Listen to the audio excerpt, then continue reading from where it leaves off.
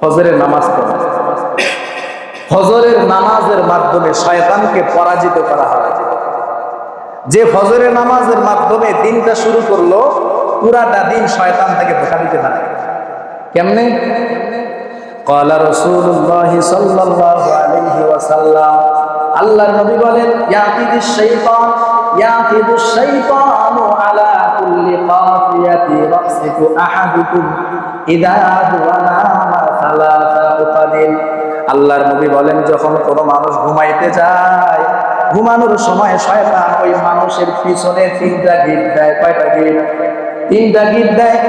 ইয়াদরিবু কুল্লা উকাদিন, প্রত্যেকটা গিট দেওয়ার সময় বলে, আলাইকা লাইলুত তাবিল। দেখবেন ফজরের নামাজের সময়, ফজরের নামাজের জন্য উঠতে যাবেন, কিন্তু শয়তান আপনাকে উঠতে দেবে না। একটু যদি খেয়াল করেন তাহলে শয়তানের ধোঁকা আপনি নিজেই টের পাবেন। মুয়াজ্জিন সাহেবের আযান আমার কান পর্যন্ত পৌঁছেছে, কিন্তু আমি উঠতে চাই, কে জানে আমার হাত পাগুলো টিপে। আর ওই সময় আরামের ঘুম চলে আসে। শীতের সময় হইলেও তো আর কথাই নাই। তো শয়তান ওই সময় বলতে থাকে, আলাইকা লাইলুত তাবিল। মুয়াজ্জিন তো কেবল আযানটা দিল, এখনো আধা ঘন্টা সময় আছে, আরো 10 মিনিট ঘুমাইতে পারবা, ঘুমাও। শয়তান এইভাবেই কয়, পারবো, ঘুমাও। তো এই মানুষটা যখন ঘুমাইতে যায়, শয়তানের কথা মতো ঘুমায়। তো শয়তানের কথা না শুনে যদি আল্লাহর বান্দা ফাইস্তাইকাযা, আল্লাহর বান্দা যখন জাগ্রত হয়, ফাযাকারাল্লাহ, ঘুম থেকে উঠার যখন দোয়াটা পড়ে, আলহামদুলিল্লাহিল্লাযী আহইয়ানা বাদামা আমাতানা ওয়া ইলাইহিন নুশুর। দুনিয়ার সব পারি, কিন্তু আল্লাহর রাসূলের বলে দেওয়া মাসনুন দোয়াগুলো আমাদের জানা নাই। ঘুমে যাওয়ার সময় কি দোয়া পড়তে হয়, ঘুম থেকে ওঠার সময় কি করতে হয়, এই মাসনুন দোয়াগুলো না জানার কারণে শয়তান আমাদেরকে পদে পদে ধোঁকা দেয়।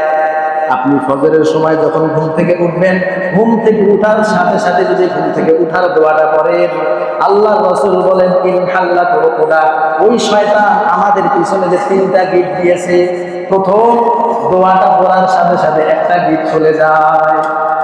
এরপরে আল্লাহর বান্দা যখন ওয়াইন তাওয়াদ্দা, ওযু করে, ইনহাল্লাত রুকুদা, দ্বিতীয় নাম্বার গিটটা খুলে যায়। এরপরে আল্লাহর বান্দা যখন ওয়াইন সাল্লা, ফজরের নামাজ পড়ে নেয়, তখন তৃতীয় নাম্বার গিটটা খুলে যায়। আল্লাহর রাসূল বলেন, ফাসবাহা নাশীতান তাইয়িবান নাফস। আল্লাহর বান্দা যখন ওযু করে, দোয়া করে, ওযু করে, ফজরের নামাজটা আদায় করে নেয়, আল্লাহর বান্দা সকালটা কেমন করলো, উৎফুল্ল এবং প্রফুল্লতার সাথে সে সকালটা করলো।